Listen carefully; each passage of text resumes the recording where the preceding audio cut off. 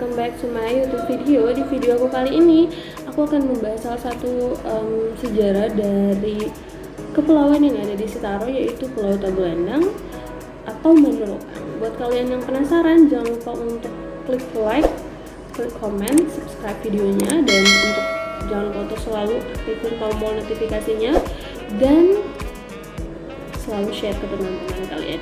Langsung aja ke videonya.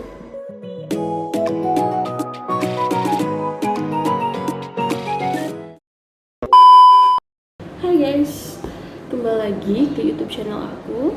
Terima kasih buat kalian yang sudah ikutin aku, dan mohon maaf kalau misalnya selama beberapa minggu ini aku jarang upload video karena kesibukan aku. Dan aku berharap banget kalian bisa mengambil posisi positif dari video-video yang aku upload. Dan sama seperti di opening aku akan bahas soal Tagulandang. Kita langsung aja ke videonya, tapi sebelum itu jangan lupa untuk klik tombol like, subscribe, and comment, and jangan lupa untuk share ke teman-teman kalian. So guys, jadi Tagulandang atau biasa yang kita tahu dengan sebutan Manorokan adalah sebuah pulau yang ada di Kabupaten Kepulauan Sitaro yang menjadi salah satu destinasi pariwisata yang sampai saat ini masih gencar-gencarnya untuk kita atau pemerintah setempat bikin biar orang pada pengen datang ke sana gitu ya. Nah, di Tagulandang sendiri ini selain mempunyai keindahan alam yang sangat baik, jarak tempuhnya yang dari kabupaten atau dari provinsi Kota Manado itu lebih dekat daripada Siau, yaitu kurang lebih dengan menggunakan kapal laut itu adalah sekitar 4 jam atau dengan sampai 6 jam ya paling lama. Terus dari Pulau Siau sampai ke Tagulandang sendiri hanya sampai 2 jaman. Kalau cepat bisa sampai 1,5 jam sih, tergantung ya kapal cepat apa kapal malam atau feri. Nah, kalian pasti penasaran dong gimana sih sejarah dari Tagulandang itu sendiri. Di sini saya udah ngerangkum beberapa hal, dan saya berharap rangkuman saya ini bisa membantu kalian buat kalian yang kepo tentang sejarah Tagulandang. Nah, sejarah Tagulandang sendiri itu dimulai dari Kerajaan Tagulandang yang juga disebut Manorokan di Pulau Tagulandang sendiri. Kerajaan Tagulandang itu berpusat di Tulusan. Correct me if I'm wrong ya. Itu pada tahun kurang lebih 1570 di bawah kekuasaan Ratu Lohorau. Sebenarnya pada zaman dulu itu saya berpikirnya pada saya kecil itu raja ya Lohorau, tapi ternyata itu Ratu Lohorau. Pasti dari kalian juga banyak yang berpikir itu raja. Nah, ibu kota dari Tagulandang sendiri itu ada 3, yaitu Tagulandang atau berikutnya Maliomara atau sekarang Baliomara, dan yang terakhir ada Bakula atau yang sekarang disebut Bakulaihi. Nah guys, antara tahun 1399 sampai 1500-an, sebagian besar dari penduduk Kerajaan Bowentehu melakukan migrasi besar-besaran ke beberapa daerah, termasuk ke daerah Pulau Ruang yang ada di Tagulandang sendiri. Nah guys, gimana sih kerajaan Tagulandang itu sendiri bermula? Jadi seperti saya katakan tadi, bahwa penduduk kerajaan Bowentehu melakukan migrasi yang besar-besaran. Kerajaan sendiri Human Saluge bersama dengan istrinya itu kembali lagi ke daerah Sangih untuk mendirikan sebuah kerajaan di Tabukan. Nah, dari sini dia bersama dengan anaknya Lohorau datang untuk membuat kembali ke Tagulandang sebuah kerajaan Tagulandang. Buat kalian tahu bersama ya, jadi Bulango adalah sepupu atau saudara dari Raja Siau Komando II.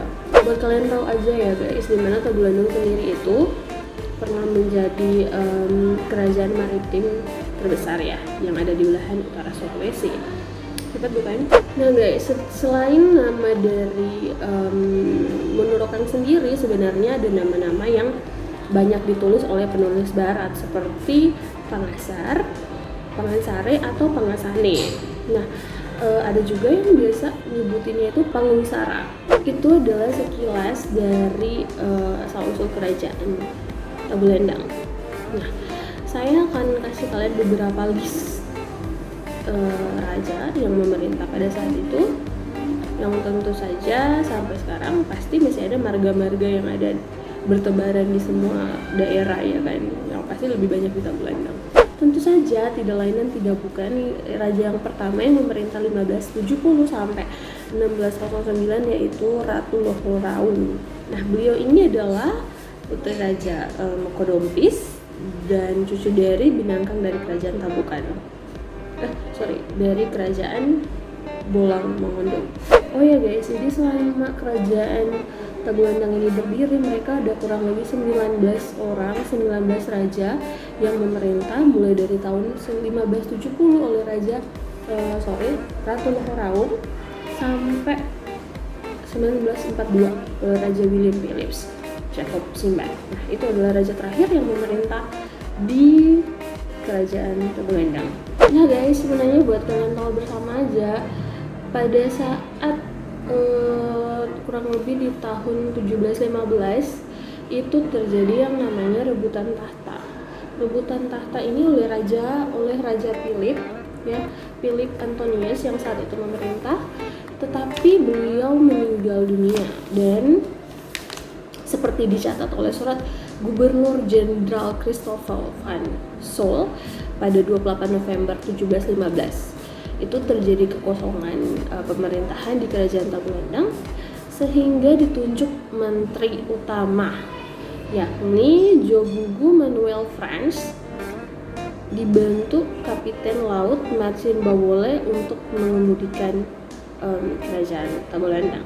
Nah, pada tanggal 30 November 1717 itu sendiri adanya surat yang dibawa oleh Raja Siau pada saat itu pemerintah Daniel Jacobs bergelar Lehun Tundali itu dalam bahasa Melayu. Raja Siau sendiri dan Raja Tabukan yang saat itu memerintah adalah Jacob Marcus Lalero tentang pemilihan kembali Raja Tagulandang. Dan pada saat itu dalam suratnya itu mereka mengungkapkan untuk penunjukan Pangeran Philip Antonius yang merupakan anak dari Pangeran Tabukan Mateus Mako Ampu dan Raja Francisco Mako Ampu sebagai raja terbaru untuk kerajaan Tagulandang. Tapi nih guys, yang bikin lebih wownya ternyata rakyat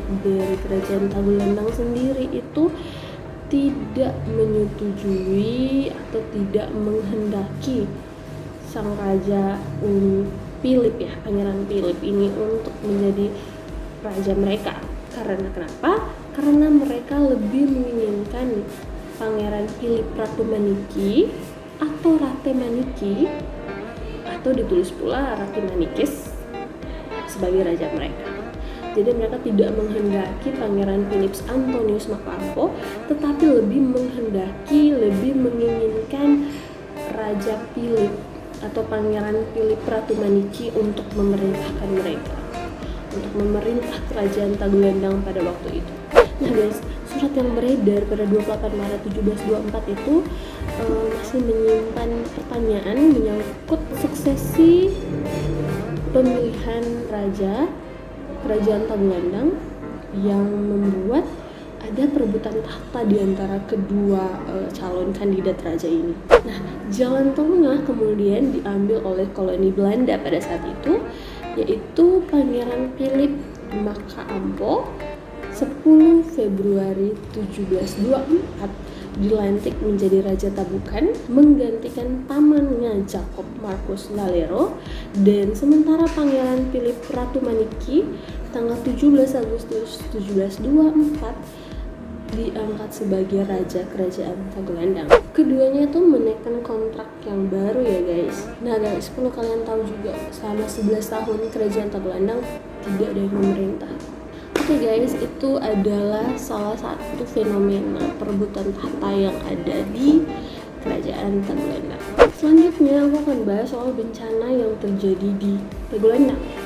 Bencana apa itu yang paling terkenal, yaitu bencana Gunung Ruang. Ya guys, kita masuk di dalam fenomena alam yang terjadi di Tagulandang. Fenomena yang pertama adalah bencana alam, yaitu letusan atau erupsi Gunung Ruang. Gunung Ruang sendiri itu berada di Tagulandang ya, sekitaran 1 jam sebelah barat dari Tagulandang. Gunung ini sendiri sudah mengeluarkan asapnya secara terus-menerus dan terakhir mengeluarkan erupsinya di tahun 1808 yang pada saat itu membuat banyak sekali kerusakan, mulai dari kerusakan pepohonan di sekitarnya ataupun menghancurkan semua rumah-rumah warga.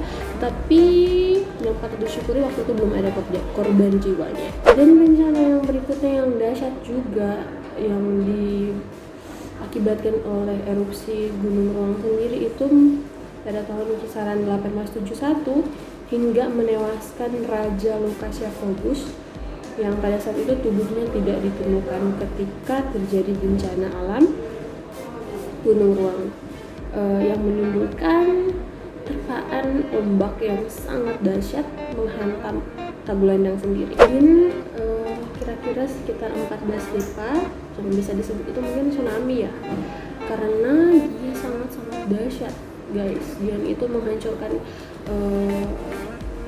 seluruh rumah atau yang seisi Tagulandang yang dekat dengan Gunung Ruang itu.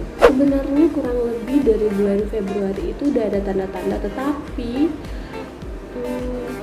14 hari sebelum itu mengalami masa tenang dan ternyata datanglah tsunami itu. Nah, penduduk Tagulandang sekitaran 3.000 jiwa bermukim di 3 negeri besar yaitu Haas, Minanga, dan Tagulandang, dan serta 2 negeri kecil Mulingan dan Bulangan. Negeri Tagulandang dengan ibu kota sekitar 1.000 jiwa yang terdiri atas 3 kampung, Tagulandang, Bakuliahi, dan Balumara itu hancur. Jadi ibu kota 3 itu semuanya hancur guys. Dan selain raja dan beberapa kepala penting, total ada sekitar 416 korban jiwa pada saat itu yang kehilangan nyawanya. Dan korban terbanyak itu sebenarnya ada di Pulau Tagulandang. Dari 500 penduduk tercatat ada 277 penduduk yang harus kehilangannya. Kita guys nggak perlu tanya lagi ya soal perkebunan, rumah apa, pasti rusak parah karena emang ombaknya itu dahsyat banget. Gila aja ya kalau 14 depa. Itu adalah beberapa fenomena alam yang terjadi. Dan juga saya nambahin untuk sumber daya alam yang ada di Tagulandang atau komoditinya yang paling banyak orang tahu, yang paling bagus, yang paling bisa menjamin kesejahteraannya itu yang ada di Tagulandang. Yang pertama adalah buah salak sendiri. Prioritas orang Tagulandang sendiri itu pasti ada buah salak, karena di Tagulandang sendiri itu emang buah salaknya enak banget. Selain buah salak ada apa lagi di Tagulandang juga terkenal dengan kelapa ya, kopra.